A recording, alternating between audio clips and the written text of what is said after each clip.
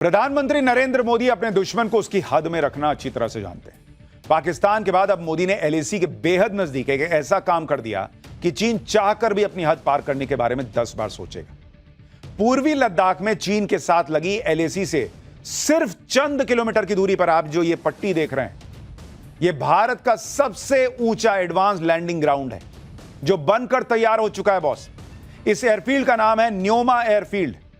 अक्टूबर में इस एयरफील्ड से भारतीय सेना के राफेल, सुखोई जैसे फाइटर जेट्स उड़ान भरना शुरू करेंगे और यह हवाई पट्टी बिल्कुल एलएसी के पास है। इस एयरफील्ड का शिलान्यास अगस्त 2023 में रक्षा मंत्री राजनाथ सिंह ने किया था। देश का सबसे ऊंचाई पर बना न्योमा एयरफील्ड 13,700 फीट की ऊंचाई पर बना है। एलएसी से इस एयरबेस की दूरी मात्र 32 किलोमीटर है। इसके 3 किलोमीटर लंबे रनवे का काम भी पूरा हो चुका है। इसके अलावा एटीसी और बाकी के कामों को भी फाइनल टच दिया जा रहा है। अब आप न्योमा एयरफील्ड की एक सैटेलाइट इमेज देखिए बॉस, जिसमें दिख रहा है कि runway, ATC tower, fighter jets खड़े करने के लिए हैंगर और प्रशासनिक बिल्डिंग सब तैयार हो चुके हैं बॉस।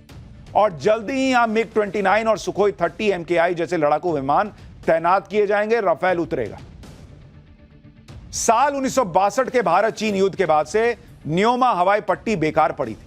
सितंबर 2009 में भारतीय वायुसेना ने इसे दोबारा शुरू किया था, लेकिन अब तक न्योमा का रनवे मिट्टी से बना हुआ था, जिससे सिर्फ C-130J जैसे परिवहन विमान और हेलीकॉप्टर ही उतर सकते थे। साल 2020 में गलवान और डेमचोक देप्सांग में चीन के साथ गतिरोध के वक्त भारतीय वायुसेना ने इसका इस्तेमाल किया था। Mi-17 medium lift, CH-47F Chinook heavy lift helicopter और AH-64E अपाचे अटैक हेलीकॉप्टरों को न्योमा में तैनात किया गया था। इसके बाद 2021 में मोदी सरकार ने न्योमा को एडवांस लैंडिंग ग्राउंड के तौर पर विकसित करने का फैसला किया और अब न्योमा एयरफील्ड से भारतीय वायुसेना को न सिर्फ चीन पर नजर रखने में मदद मिलेगी, बल्कि चीन की किसी भी चालबाजी का तुरंत मुंहतोड़ जवाब दिया जा सकेगा। लद्दाख में जिस ऊंचाई पर यह एयरबेस बना है, वहां सर्दियों में तापमान -35 डिग्री तक चला जाता है और एलएसी का पूरा इलाका लेह लद्दाख से कट जाता है। लेकिन न्योमा एयरबेस बनने के बाद यहां भारतीय वायुसेना के सभी तरह के विमान आसानी से उतर सकेंगे। अभी भारी हथियारों को लेह से सड़क मार्ग के जरिए एलएसी पर पहुंचाना पड़ता है। न्योमा एयरफील्ड बनने के बाद अब सिर्फ 2 घंटे में भारी हथियार एलएसी पर पहुंच सकेंगे। इमरजेंसी सिचुएशन में बहुत कम समय के अंदर सैनिकों को एलएसी पर तैनात किया जा सकेगा। इससे चीन के साथ गतिरोध की स्थिति में भारतीय सेना का रिस्पॉन्स टाइम बहुत बेहतर हो जाएगा। भारतीय वायुसेना को रिमोट और पहाड़ी बॉर्डर एरिया तक सीधी पहुंच हासिल होगी। इस एयरबेस के तैयार होने के बाद लद्दाख में भारतीय वायुसेना का यह चौथा एक्टिव एयरबेस होगा। अभी लेह, करगिल और सियाचिन में एयर स्ट्रिप है, जो भारत के लिए रणनीतिक तौर पर बहुत महत्वपूर्ण है। न्योमा एयरबेस तो सिर्फ एक उदाहरण है। प्रधानमंत्री मोदी एलएसी पर इंफ्रास्ट्रक्चर को मजबूत करके चीन को उसी की भाषा में जवाब देने की युद्ध स्तर पर तैयारी को निपटाते जा रहे हैं। मोदी सरकार इस टारगेट के साथ आगे बढ़ रही है कि अगले 5 साल में एलएसी की सभी फॉरवर्ड पोस्ट तक सड़कें पहुंच जाएं। लद्दाख में रणनीतिक रूप से अहम देप्सांग और दौलत बेग ओल्डी में 130 किलोमीटर लंबी नई सड़क अगले साल पूरी तरह तैयार हो जाएगी। इसके अलावा अरुणाचल प्रदेश में भी चीन बॉर्डर पर आसान पहुंच बनाने के लिए हाईवे के निर्माण का काम चल रहा है। हिमाचल प्रदेश में सबसे ऊंची शिंकुला टनल बनाई जा रही है, जो हिमाचल से लद्दाख तक ऑल वेदर कनेक्टिविटी देगी। यानी नरेंद्र मोदी वो काम कर रहे हैं जो पिछली सरकारें करना ही नहीं चाहती थी या चीन के डर से करने की हिम्मत नहीं जुटा पाती थी। जिनको लग रहा है कि सड़क बना दिया तो क्या ही कर दिया बॉस नरेंद्र मोदी ने। आपको साल 2013 में मनमोहन सरकार के दौरान रक्षा मंत्री रहे AK एंटनी का बयान सुनवाता हूं। उन्होंने खुद कबूल किया था कि भारत ने चीन के वजह से, कि चीन नाराज ना हो जाए, एलएसी पे सड़कें नहीं बनाई थी और ना कोई एयरफील्ड। सुनिए तब के रक्षा मंत्री क्या बोलते थे। Independent India, many years as a policy on border, the best defense is not to develop the border. Undeveloped border is more safe than developed border. So many years there was no construction of roads, airfields, nothing in the border areas. आप सोचिए boss, रक्षा मंत्री खुद खड़े होकर सदन में बड़ी गर्व से बता रहे हैं कि आजादी के बाद सरकारें ऐसी रहीं जिन्होंने बॉर्डर पे कुछ निर्माण नहीं कराया, क्योंकि ना निर्माण करना ज्यादा सेफ रहता है। ऐसी ऐसी सरकारें रही हैं इस देश में। और नरेंद्र मोदी, जिनके लिए कहा जाता है कि चीन से आंख नहीं मिला पाते, भाई साहब एलएसी के पास तक सड़क जा रही है, एयर स्ट्रिप बन रहा है। यह होता है देश को मजबूत करना। आप सोचिए कांग्रेस चीन के सामने किस कदर सरेंडर मोड में रही होगी कि बॉर्डर पर अपनी ही सीमा के अंदर एयरबेस छोड़िए सड़क बनाने से पीछे हटती थी। और राहुल गांधी नरेंद्र सरेंडर की रट लगाते हैं, जबकि पीएम मोदी बॉर्डर पर वो काम कर रहे हैं जो पिछली सरकारें कर देती ना बॉस, तो भारत कब का बॉर्डर पर और मजबूत हो जाता। और नरेंद्र मोदी तो वो कर रहे हैं जिससे चीन को परेशानी होगी, जिसके लिए वो भारतीय सेना को ताकतवर बनाने में जुटे हैं। आप देखिए कि अब भारतीय थल सेना को जल्दी ही दुनिया के सबसे एडवांस्ड अपाचे अटैक हेलीकॉप्टर की ताकत मिलने वाली है। जानकारी के मुताबिक जोधपुर में 22 जुलाई को भारतीय सेना में अपाचे हेलीकॉप्टरों को शामिल किया जाएगा। वायुसेना के बेड़े में पहले से ही अपाचे हेलीकॉप्टर शामिल हैं। अब ये थल सेना में शामिल होकर ग्राउंड ऑपरेशंस में भी अपनी ताकत दिखाएंगे, जिसके लिए अमेरिका से 3 अपाचे हेलीकॉप्टर्स को डिलीवर किया जा रहा है। तीनों हेलीकॉप्टर भारत पहुंचने वाले हैं। मोदी सरकार ने साल 2020 में भारतीय सेना के लिए अमेरिकी कंपनी बोइंग के साथ लगभग 5,000 करोड़ रुपए की डील साइन की थी। इस डील के तहत पहले फेज में 6 अपाचे हेलीकॉप्टर्स में से अभी तक 3 भारत को मिलेंगे। जोधपुर में 451 आर्मी एविएशन स्क्वाड्रन इन अपाचे हेलीकॉप्टर को ऑपरेट करेगी। इन तीनों अपाचे हेलीकॉप्टर्स को पाकिस्तान बॉर्डर पर तैनात किया जाएगा। अपाचे हेलीकॉप्टर को पूरी दुनिया में यानी फ्लाइंग टैंक यानी उड़ता हुआ टैंक कहा जाता है, और इसकी वजह है इस हेलीकॉप्टर की जबरदस्त मारक क्षमता। देख रहे हैं, अपाचे हेलीकॉप्टर में ऑटोमेटिक गन लगी होती है जो चलते फिरते दुश्मन को निशाना बना देती है।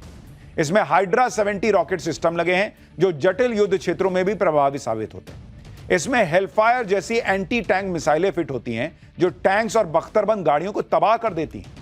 अपाचे में लगे रॉकेट पॉड्स से दुश्मन के ठिकानों पर भारी बमबारी की जा सकती है। नाइट विजन और एडवांस टारगेटिंग सिस्टम के दम पर यह दिन रात और किसी भी मौसम में ऑपरेशन को पूरा कर सकता है।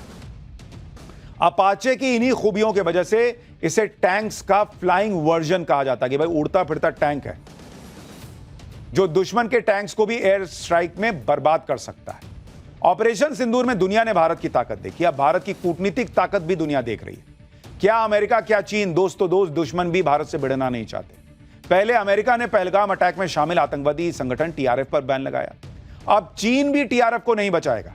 चीन ने कह दिया है कि आतंकवादी संगठनों को लेकर चीन कोई रहम का बर्ताव नहीं करेगा। चीन के विदेश मंत्रालय ने बाकायदा बयान दिया कि चीन हर तरह के आतंकवाद का सख्त विरोध करता है। चीन 22 अप्रैल को हुए पहलगाम आतंकी हमले की कड़ी निंदा करता है। चीन सभी देशों से आतंकवाद के खिलाफ सहयोग बढ़ाने और क्षेत्रीय शांति बनाए रखने की अपील करता है। आप सोचिए बॉस, जो चीन अभी कुछ दिन पहले एससीओ लेवल की मीटिंग हो रही थी उसमें अपने यहां कह रहा था कि पहलगाम का नाम नहीं जुड़ेगा, और उससे ऐसे संबंध जो है वो बदले हैं कि वो भारत से दोस्ती के चक्कर में अब पाकिस्तान को धकिया रहा है। कह रहा है कि पहलगाम जैसा टेररिस्ट अटैक नहीं चलेगा, ना ही वो टीआरएफ का विरोध कर रहा है। जबकि ये तो वो चीन है जो कि लश्कर तैयबा और पता नहीं उसके बड़े बड़े आतंकियों को बचाने में लगा रहता है। इसलिए कहा जा रहा है कि ये नरेंद्र मोदी की डिप्लोमेसी का दम है कि संयुक्त राष्ट्र संघ में पर्दे के पीछे से जैश-ए मोहम्मद और लश्कर तैयबा जैसे आतंकी संगठनों का समर्थन देने वाला चीन भी मोदी को अब नाराज नहीं करना चाहता, भारत के साथ रिश्ते सुधारना चाहता है। चीन तो यह भी कह रहा है कि वो भारत के साथ दोस्ती करना चाहता है, जिसके बाद अब वो देश भी लाइन पर आ गए हैं जो चीन के कंधे पर चढ़कर भारत के खिलाफ अभियान चला रहे थे। आप देखिए कि मालदीव के राष्ट्रपति मोहम्मद मोइजू ने मोदी के खिलाफ पलक पावड़े बिछा दिए हैं। मोइजू के आग्रह पर पीएम मोदी 26 जुलाई को मालदीव जा रहे हैं, जहां वो 26 जुलाई को मालदीव के स्वतंत्रता दिवस समारोह में मुख्य अतिथि के तौर पर शामिल होंगे। मोहम्मद मोइजू ने भारत और मोदी के खिलाफ कैंपेन चलाकर 2023 का राष्ट्रपति चुनाव जीता था बॉस। सत्ता में आने के बाद मोइजू ने शुरुआत में भारत को इग्नोर किया, चीन और तुर्की जैसे देशों के साथ संबंध बनाने की कोशिश की। इसके बाद नरेंद्र मोदी ने भी सख्ती दिखाई और मालदीव की आर्थिक मदद कम कर दी। इसके बाद अक्टूबर 2024 में मोइजू भारत यात्रा पर आए थे और भारत से मदद की गुहार लगाई थी। तब भारत ने मालदीव को दोबारा कर्जा भी दिया था। रिपोर्ट के मुताबिक मोइजू सरकार मालदीव में विकास परियोजनाओं के लिए भारत से लगभग 70,000 करोड़ रुपए उधार लेने की कोशिश कर रही है। ये वो योजनाएं हैं जिनको चीन ने फंड करने का वादा किया था, लेकिन चीन ने अपना वादा पूरा नहीं किया और मालदीव की कई प्रमुख विकास परियोजनाएं अटक गई। रिपोर्ट के मुताबिक अपनी मालदीव यात्रा के दौरान पीएम मोदी भारत की तरफ से फंडेड कई परियोजनाओं का उद्घाटन भी करेंगे। पीएम मोदी का मालदीव के स्वतंत्रता दिवस समारोह में बतौर चीफ गेस्ट शामिल होना यह बताता है कि मोइजू की सारी हेकड़ी निकल चुकी है। आप यह भी देखें कि एक तरफ तो नेटो में शामिल देश भारत पर दबाव बना रहे हैं कि रूस से तेल मत खरीदो, रूस से सारे रिश्ते तोड़ दो, वरना 100% टैरिफ लगा देंगे। लेकिन भारत ने भी कायदे से समझा दिया कि जो करना कर लो, भारत वही करेगा जो उसके हित में होगा। अब उसी नेटो में शामिल ब्रिटेन भारत के साथ अपनी आर्थिक रणनीतिक साझेदारी को मजबूत करना चाहता है। ब्रिटिश पीएम कीर स्टारमर के निमंत्रण पर पीएम मोदी 23 और 24 जुलाई को ब्रिटेन जा रहे हैं। यह पीएम मोदी की चौथी ब्रिटेन यात्रा होगी। पीएम मोदी और स्टारमर दोनों देशों के बीच व्यापार, रक्षा, इनोवेशन और शिक्षा के क्षेत्र में साझेदारी पर बात करेंगे। इसके अलावा भारत और ब्रिटेन के बीच मुक्त व्यापार समझौता भी हो सकता है, फ्री ट्रेड एग्रीमेंट, जिससे भारत के ब्रिटेन में निर्यात पर टैरिफ कम हो जाएगा और ब्रिटिश उत्पादों को भारतीय बाजार में आसानी से प्रवेश मिल सकेगा। यानी हर तरफ से आप देखें तो भारत जो है वो इस वक्त हर कोई चाहता है कि उसका दोस्त बने। आप सोचिए ना बॉस, चीन कह रहा है कि हम दोस्ती करना चाहते हैं। चीन पाकिस्तान के साथ खड़ा नहीं हो रहा, आतंकियों का साथ देने के लिए अपने रास्ते बदल रहा है। लेकिन नरेंद्र मोदी जानते हैं, ठीक है तुम दोस्ती करना चाहते हो, देखेंगे, बात करेंगे, बराबरी में बात होगी। लेकिन चीन पे चूंकि भरोसा नहीं कर सकते, इसलिए नरेंद्र मोदी बॉर्डर पर सेना को भी मजबूती दे रहे हैं कि भाई इस पर भरोसा मत करो, ठीक है बातचीत करेंगे, दोस्ती करेंगे। इंडिया, चाइना, रशिया अगर ये तिकड़ी बनती है तो भारत की और ताकत ही बढ़ेगी, लेकिन बिना चीन पे भरोसा किए। पाठशाला में अब अगला चैप्टर, छांगुर बाबा प्लस आईएएस प्लस जाकिर नायक और हिंदुओं को मुसलमान बनाने की फैक्ट्री पर बड़ा खुलासा। टीवी पर उन हिंदुओं की गवाही जो खुद बता रहे कि कैसे धर्म परिवर्तन का रैकेट काम कर रहा था।